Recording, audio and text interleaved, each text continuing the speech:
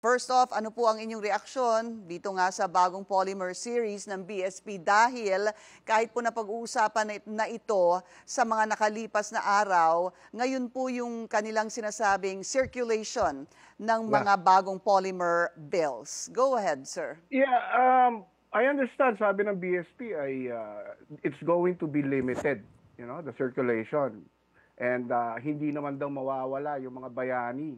But for how long? Kasi hindi nila sinasagot ng diretso eh.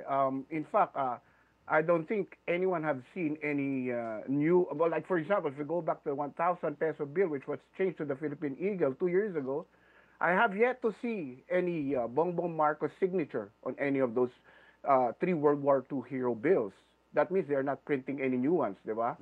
So if that, now another question is, the polymer technology, dito sila nagfo-focus ng kanilang yung advantages daw. Our question is, ano ba itong polymer technology na to? Sa hayop lang ba gumagana ito? Bakit naman hindi rin pwedeng i-apply sa mga bayani natin? And it seems, as much as we understand how our endangered animals needs protection, sangayon po kami dyan. But hindi ba pwedeng pagsabayin yan? Halimbawa, andyan dyan ang mga bayani, ang mukha nila, and maybe the other side, we can see the animals, endangered animals. Yeah. So, yun lang po, isa sa mga tanong. Puro tanong po kami at hindi po kinaklaro ng BSP. Wala pong diretsong sagot. Bayani, minsan kasi pagka sinasabing bayani, bakit niyo ba sinasabing bayani? Hindi naman bayani si Ninoy, hindi din naman bayani si dating Pangulong Corazon Aquino. Well, of course they are. Of course they are. Yung mga tao naman nagsasabi na hindi sila bayani, ito yung mga most of the time they are the ones that are geared towards authoritarianism, dictatorship. Sila yung mga supporters ng mga ganong klaseng gobyerno eh. And if you ask any democratic citizen of our country, they will definitely acknowledge Ninoy and Cory as one of those who really gave their lives or sacrificed their lives for our country. O kaya ilagay na lang natin, Volt, si dating Pangulong Corazon Aquino na dating Pangulo. Pero meron ho kasi ding mga dating Pangulo na tinanggal doon po sa 100 peso. Yeah, in fact, hindi lang naman ang concern namin. It's not just Ninoy. If you look at our current roster of heroes sa mga bills natin, this is a mini history. And it's a reminder, a daily reminder of where we came from as a Filipino. Kasama sa identity natin yan eh. Ngayon, pag tinanggal mo yan, makakalimutan yan unti-unti.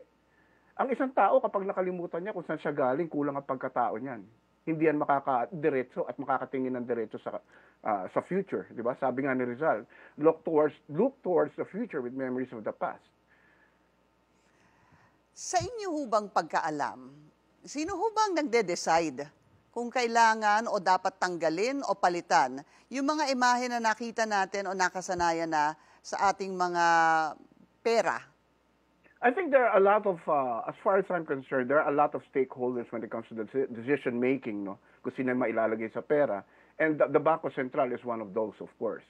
There will be, in fact, sometimes I'm not too sure about that, but there are definitely a lot of stakeholders. So hindi lang to isang stakeholder. So it's definitely a group discussion or evaluation before they decide on putting whoever they want to put sa ating mga pera. But if you ask me, currently, lahat po ng mga lumaban from the past, even the Spanish occupation is, before Bonifacio and Mabini were relegated to coins, they're part of that. They represent the Spanish occupation resistance. And then we also have the American occupation, when Manuel Quezon lobbied for the independence of the Philippines. The World War II, of course, 1,000 peso bill. And of course, even Manuel Rojas is very relevant. Why? Because he served as a transition president from Commonwealth to the Republic, di ba? And then, of course, the martial law resistance, which was which Ninoy represents. And hindi lang to si Ninoy, hindi to Ninoy lang na tao o katao nila. Which Ninoy died for. Yeah, the legacy of the Filipino people and all those who fought with Ninoy. So, Sir Volt, ano hong plano niyong gawin hinggil dito? Meron ho bang magagawa?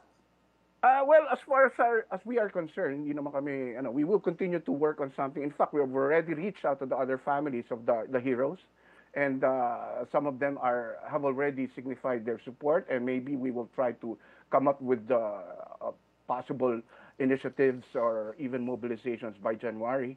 We've been doing, in fact, sa Atom pa lang, a couple of months ago, we started doing this jogging. It's called Roar. In fact, I'm wearing the shirt now. This is a throwback. Roar is a throwback from the time of Boots Aquino, when they started war jogging in Ross Boulevard. Okay. Ang ibig sabihin pa nun run on for Aquino and resignation of Marcos at that time, because it was the call of the times. But of course, this time, we call it run on against revision of history and democratic values. Maraming salamat po sa inyong oras, Atom President Bolt Bohol.